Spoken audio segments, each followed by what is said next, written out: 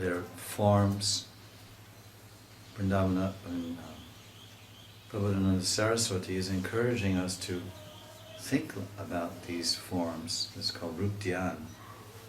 That's why he's describing them so minutely, so that we can, if we have that rag and that greed, that lobha, to follow rag marg, and especially to follow a particular resident in Vrindavan, then we may also aspire to attain a spiritual body, realize a spiritual body. Generally it's told that if one is attracted to particular leelas of the Lord and particular servants of the Lord, that's the indication of rag. Greed is there. And then he will follow them, their mannerisms, their sevas, and think about their form. We hear Narottam Das Thakur, so much his mind is fixed on Rupa Manjari, Sri Rupa Manjari Pada. And she's the aim of his meditation. And he says, my bhajan, Mora bhajan. And what is bhajan? Bhajan is Shravanam Kirtana Vishnu Smarana. Smarana, Shravanam Kirtana Smarana, this is bhajan. Primarily, Rag Marg, these are the three aspects. And some Marchanam and Vandanam Astakams. So he's absorbed and he prays and meditates on the form, on his own form. So he himself describes, he says one should meditate on the Manjari Sarup, either given by Guru or given by your inspiration. You meditate on that. Whether a Guru directly gives you a Manjari Sarup and Ekadash Bhav to meditate on, or whether you aspire and follow the templates which are given in these various books, the crucial point for both paths is that one will not see that Sarup until Bhav, the level of Bhav.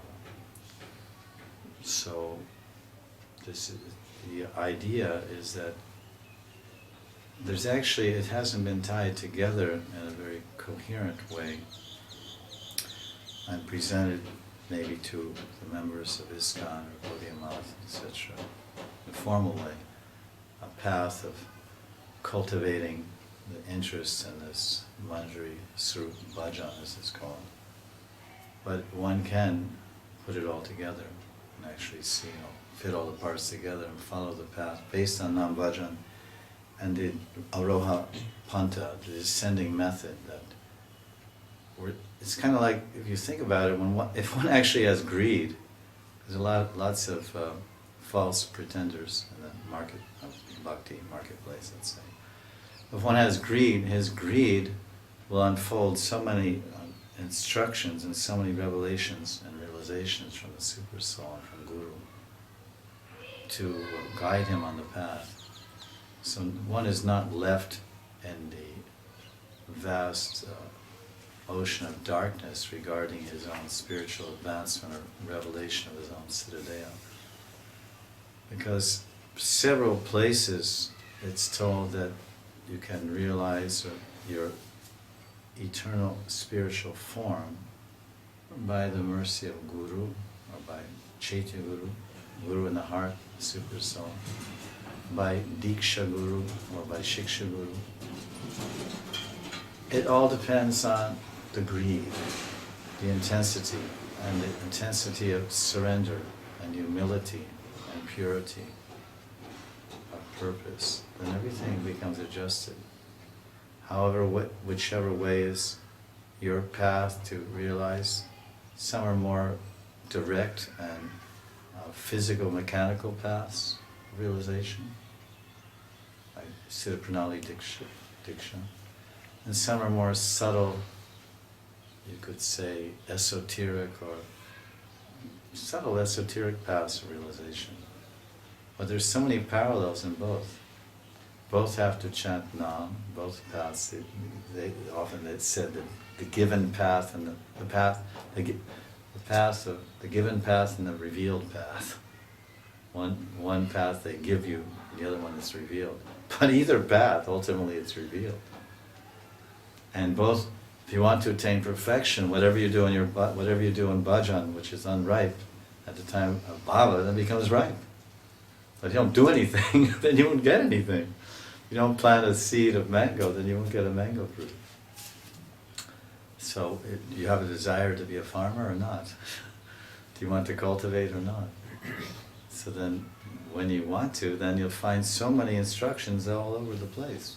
Think like this, meditate like this, follow the footsteps of Rupa and Rati. And there's a whole another line of thought and guidance and step-by-step instructions given which form the subtle, indirect, revealed path which is actually available to be uncovered by the sincere seeker of perfection. Or you can just go to the somewhat tradition. It's debatable how old the tradition is. Some people say the tradition of Siddha Pranali Diksha, there's some arguments that it's from the 1800s. And some arguments are saying, well, it's formalized in the 1800s, but it was always there from Lord Chaitanya's time in a secret way. There's different ideas. But the basic point is that someone who really has greed, has rag, to worship Radha and Krishna in a mood of madhurya, rati, conjugal love, and feels intuitively and instinctively within himself that he wants to worship Radha and Krishna in the mood of a gopi of Vrindavan. How it came about, how that intuition, how that revelation, how that desire came about, it can be from last life's diksha, from last life's sangha, association. It can be from this life, from diksha and association. In the diksha mantras that we receive, then the seed of a particular rati is there. That seed is there, bhakti lata bija. And then that bhakti lata bija, that bhakti will enter our heart and move our heart according to the position of our own atma, the, let's say, unexpressed potential to serve Krishna in a particular mood of love, which is his arrangement, his icha. Every jiva, even those, wherever they're expanded, because everyone's expanded from the Lord. For what? To serve him in a loving relationship. Whether you're expanded from the Antaranga Shakti or his own Srup Shakti expansions, Kaya Vyuha, or then he expands into the Purusha avatars, and they expand living entities. But all the expansions are coming from the Purusha. There's Purusha and the expansions which are Prakriti. So there's Krishna, the Purusha, and expands, and there's Prakriti.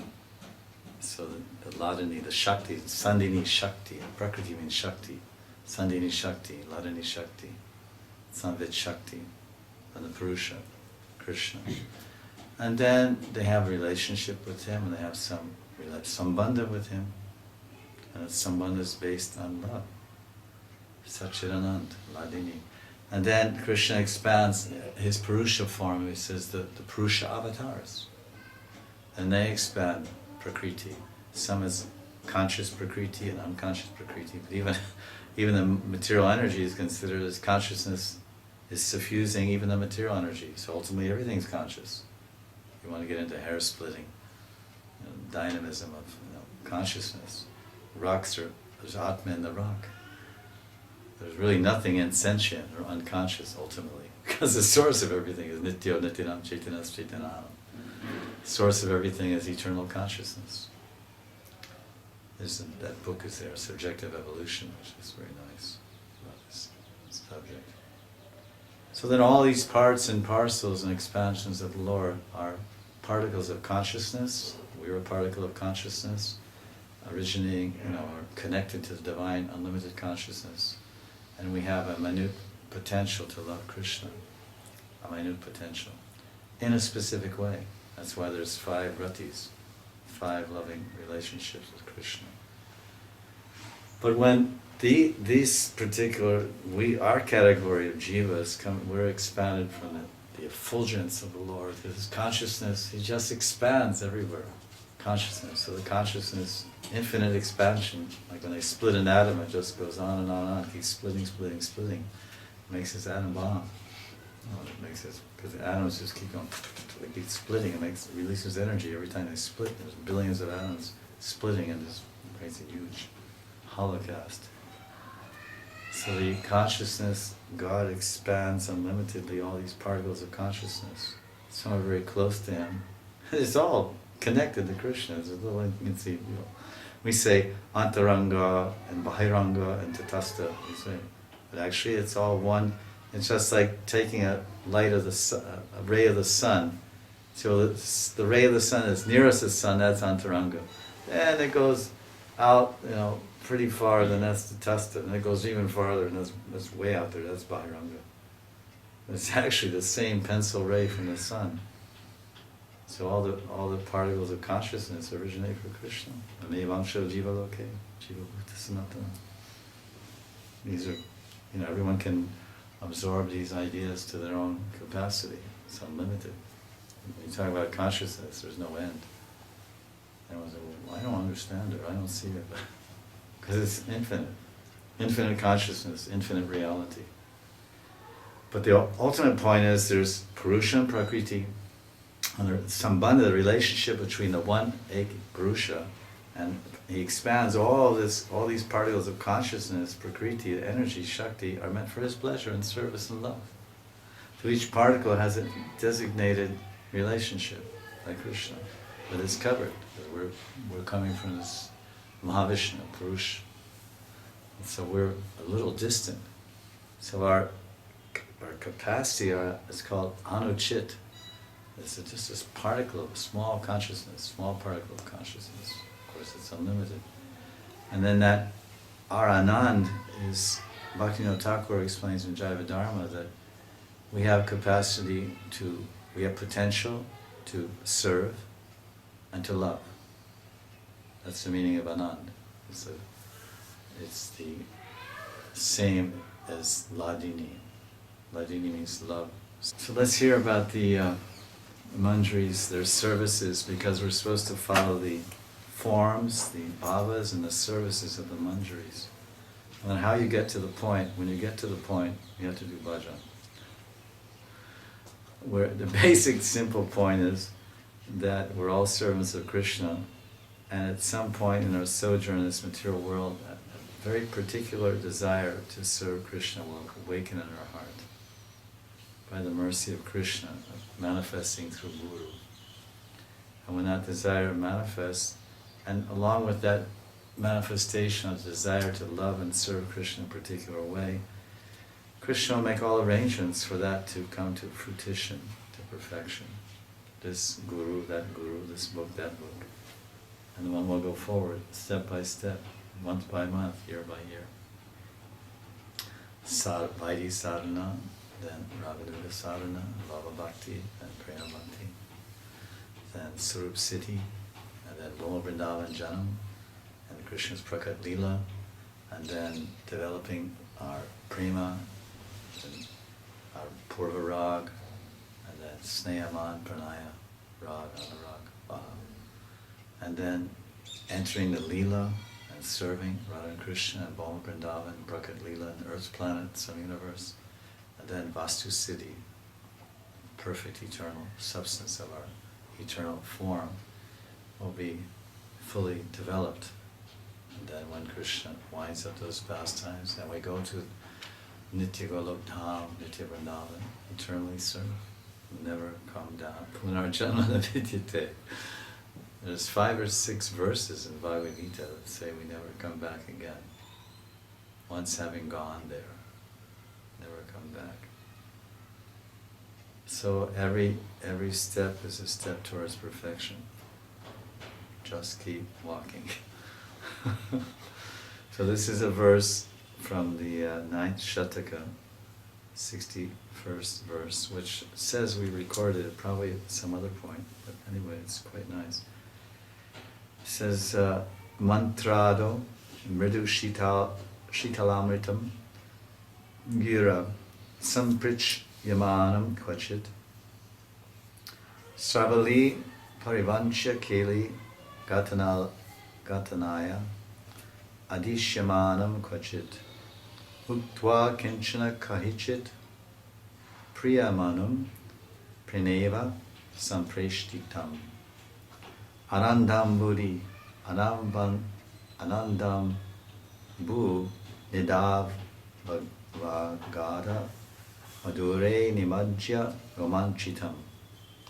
Sometimes the Pransaki Mandri of Radharani asks a question with nectarian, soothing, sweet words. It says here, Pritya Ma Shitalamrita Vidu. Sometimes she is chosen over other gopis to make arrangements for Radha and Krishna's amorous conjugal pastimes. Sometimes that this Manjari is lovingly sent somewhere with secret information as a messenger. Due to being merged in unlimited ecstasy, the bodily hairs of that Manjari sometimes stand on end. Romanchitam. So we hear that she's asked questions. At least this is one translation. And she is favored over some other gopis. She may have a particular, she will have a particular individual service which she renders every day at a given time or many times throughout the day for the pleasure of Radharani. But then sometimes at any given time she'll be asked to do some other service. And maybe someone may have that service and they may be engaged elsewhere. And so, oh, look, you go now. Go and do this service. Let go of the rope. You're fanning, you've been engaged in fanning Radha and Krishna inside the kunj. Now let go of that rope and go pick some flowers. So then she's chosen. Maybe some other gopi would go, so he says they're chosen. And then she's sent here and there with secret information. Now let's see this other translation. This is Sataka 9, verse 61.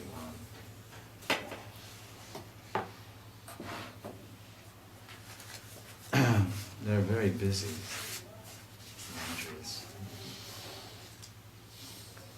When this Manjari is asked, she gives advice, speaking gentle words. When someone asks her, then she gives advice. Speaking gentle words, sweet and cooling as nectar. Mantra ado, mridu shitala amritam, gira. Gira means speech. And then when she's ordered to facilitate the divine couple's pastime, she's being sent as a messenger. She affectionately meets with Shyam and repeats Radha's love letter to him. At that time, when she's speaking this love letter, the hairs of her body will stand up in ecstasy. And then she becomes plunged in the fathomless sweet ocean of transcendental bliss. Well, that's probably, I don't think any mailman in this world would have such an experience upon delivering a piece of mail. That his hair would stand on end and it would merge in an ocean of bliss. But it seems like a pretty simple service simply to carry a love letter. But the point is that when the Manjari carries that love letter, of course they didn't write on paper and ballpoint pen. They would use the feathers from a peacock, especially, or a parrot's wing or a peacock's feather that fell out when they're dancing and flying around here and there. They have a natural point. And then Radharani, she'll take a petal of a lotus. This is the usual, the paper. Lotus petals seem to be the preferred paper in these love letters. And then they would write these love letters and using some cosmetic or unguent from their own bodies. And so obviously that Radharani would take some kumkum or from her breast, or take some kasturi or some kajal from her eye and mix it in her hand, and then write the love letter on a petal like this. Oh Shyam, please meet me so-and-so kunja at this time in Radhakund. And so then folding it and give it to the Manjari. And the Manjari, she will just so delicately hold that because she doesn't, that's a fresh petal of a lotus flower. And she has to hold that petal very carefully so it doesn't wilt. and she has to feel herself to be very cool, because even the body heat of her fingers, as she's carrying that small petal, may dry out the petal. So then she carries very carefully and gives it to Krishna, and Krishna says, "What's that?" She says, "It's a love letter from Radharani." Then Krishna knows that if he holds it, that as soon as he touches that petal, he'll faint. As soon as he touches that petal, that Radharani, he'll faint. So what does he do? He asks the Manjari, so please you read it to me. So now the Manjari, she unfurls that lotus petal and she reads the letter to Shyam.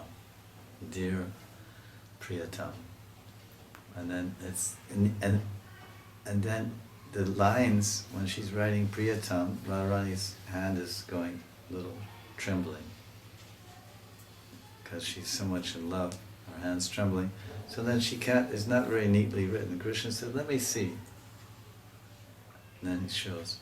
Because as soon as the Manjari starts reading the letter, she feels all the mood of separation of Radharani.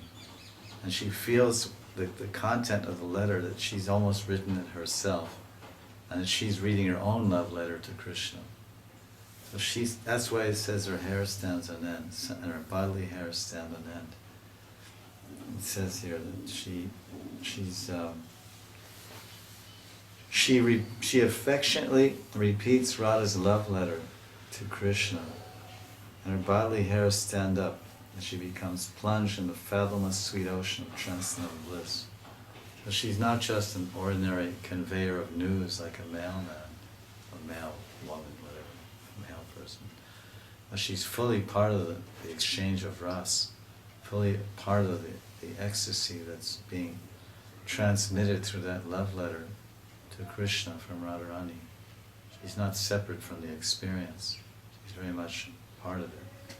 And this is the beautiful relationship of the Manjaris of Radharani, that she shares. I mean, it's quite, the love letter is, her heart is wrapped up in that lotus petal.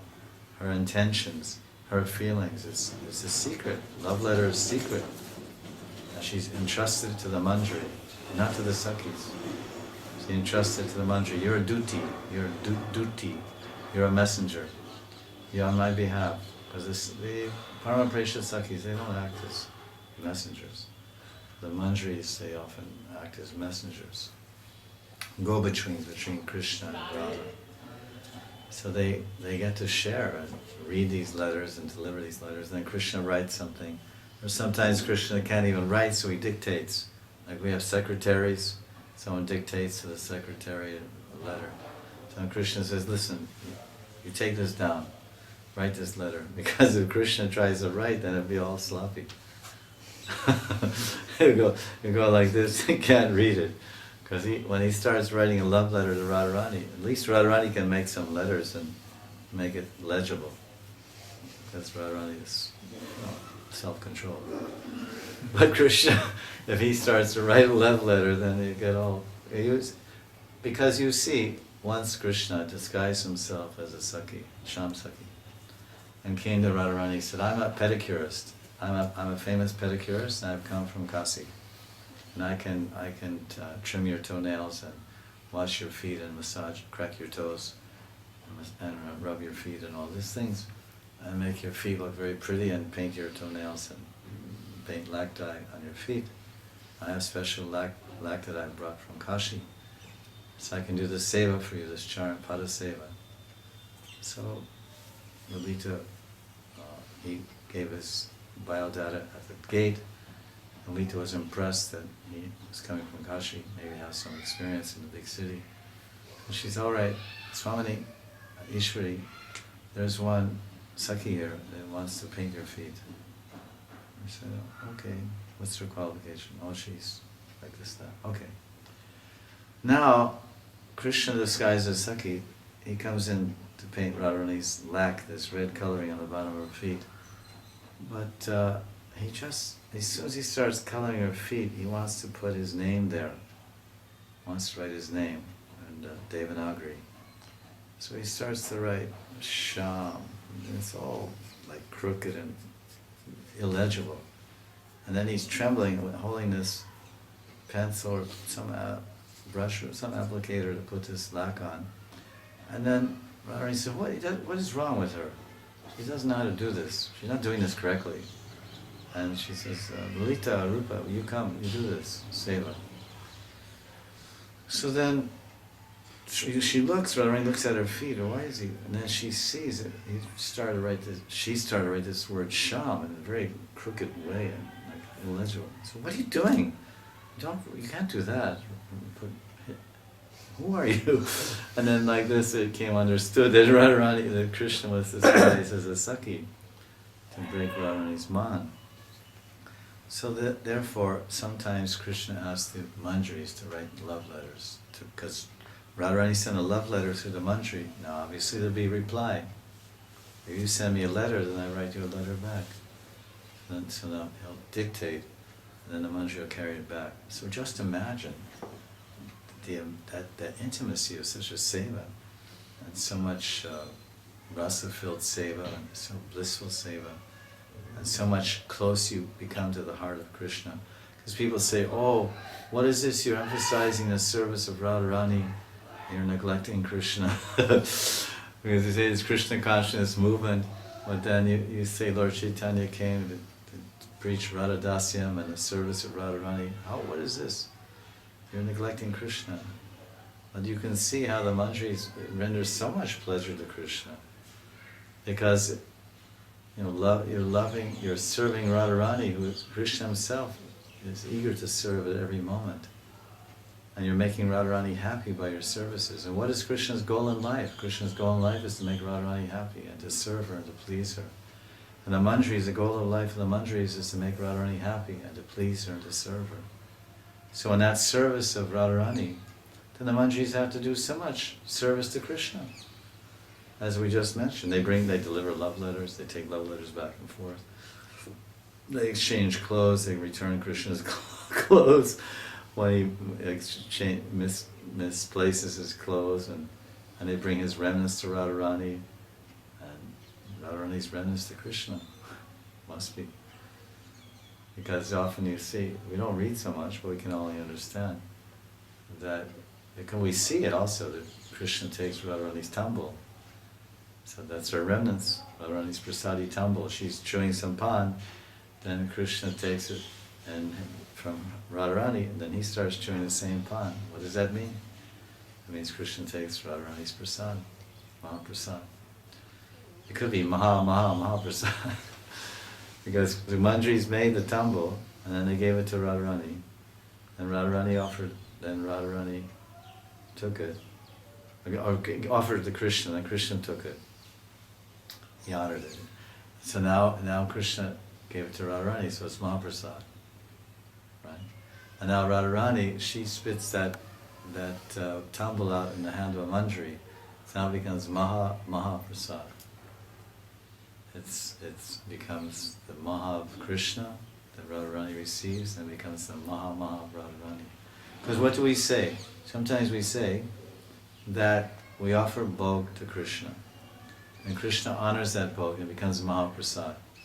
Then we give that prasad to the representative of Krishna, the dearest worshipper of Krishna, Sri Gurudev. Then if Gurudev takes that Mahaprasad, then he leaves some remnants. What is it called? It's called Mahaprasad. I think so. That's what I always understood. So then Radharani is Maharani Prasad. Maharani Prasad. So this is our conclusion of today's class, and hopefully we can continue tomorrow.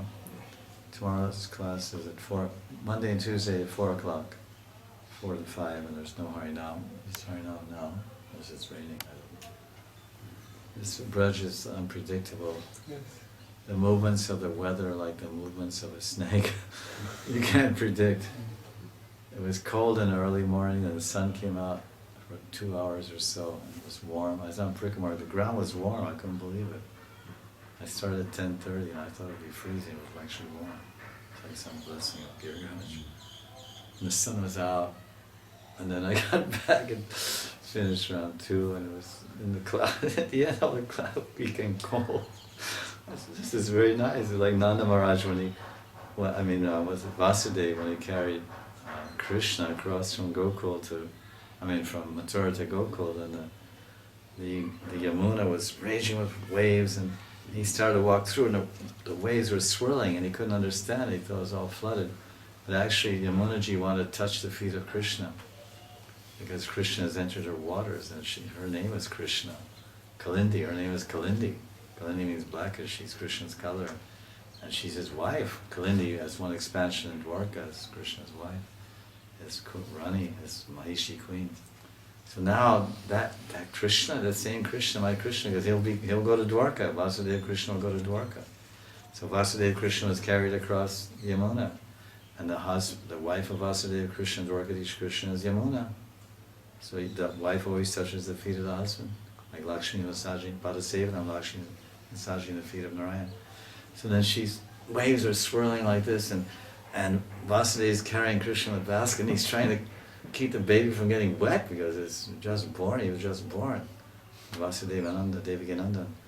And then one of the waves are going higher because he's holding a basket like this, and like this, Krishna's in the basket. There's Vasudeva Krishna, Devakinandan. And then Yamuna's coming like, and she came and then she touched her with her hands of her wave. She touched Krishna's feet once and twice and thrice.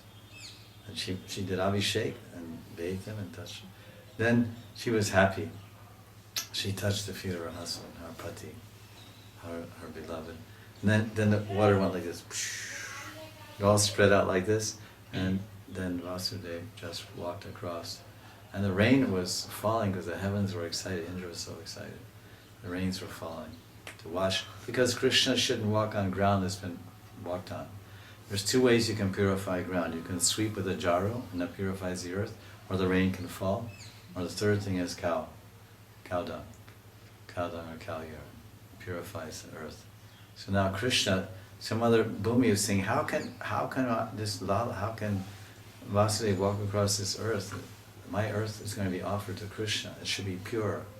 So then the rain was falling everywhere. All the brush became pure. All this water, like you see in America, they have these street sweepers. There's some kind of big machine, and it sprays water on the street. And Dwarka, when Krishna was in Dwarka, the elephants would go, with their trunks, and they would sprinkle sandalwood scented water all over the roadways. So the rain was coming down. So then Ananta Shesh would think, oh, this is a chance for me to do service. Because first, the 7th child was Ananta Shesh, Balaram. He was transferred to the womb of Rohini in Gokul, Dalji. So now, he's only came to serve Krishna. He's Sevananda Balaram Nitai. So now, within the first hour, the Krishna manifest, Balaram was there doing service. Within the first hour of his birth, Balaram appeared as Ananta Shesh, with thousands of hoods, smiling and hanging his hoods over the head of Krishna like a natural chata, umbrella. Hanging his hoods over the head of Vasudeva and baby Krishna in the basket, all the way to Gokul. Ananta Shesha umbrella, very special type. So you see, he was like ready for service right there. As soon as there was some necessity, he was there.